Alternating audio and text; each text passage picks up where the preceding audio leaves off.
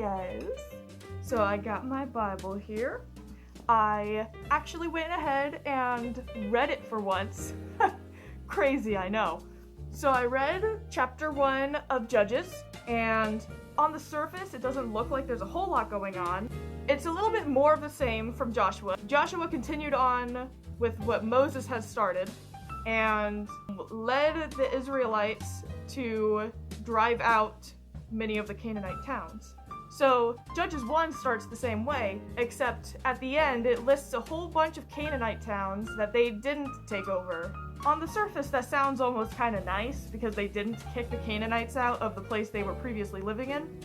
However, with previous context in mind from other chapters, the Canaanites were actually being punished by God through Israel for the things they were doing, because there was child sacrifice and all kinds of idol worship. I think the child sacrifice is the big bad one, and God had wanted them to drive the Canaanites out so that the Israelites wouldn't proceed to adopt all the Canaanite customs. It very specifically is like, oh, they put these towns under tribute and did not fully drive them out, which is what they were supposed to do. They were supposed to fully drive them out because there was a concern that being surrounded by people who have bad, sinful habits, that Israel would pick them up and start doing them.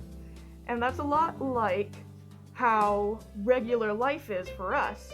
If you have bad influence friends around you, you're gonna start acting like those bad influence friends. For a lot of people, when they come to Christ, there are things in their lives that are holding them back from a full, good relationship with Him. Bad habits, sinful habits that you had before you met Jesus.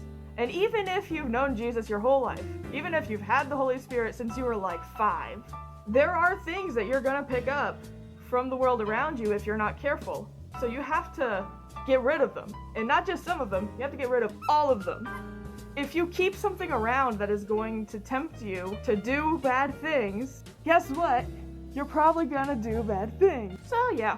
It was short, and on the surface it didn't look like there was a lot to get out of it, but I think it is pretty cool.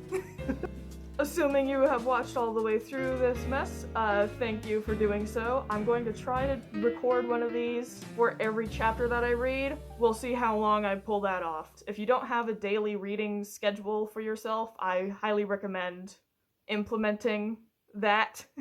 Thank you very much for watching, and I hope you have a good night. Mwah.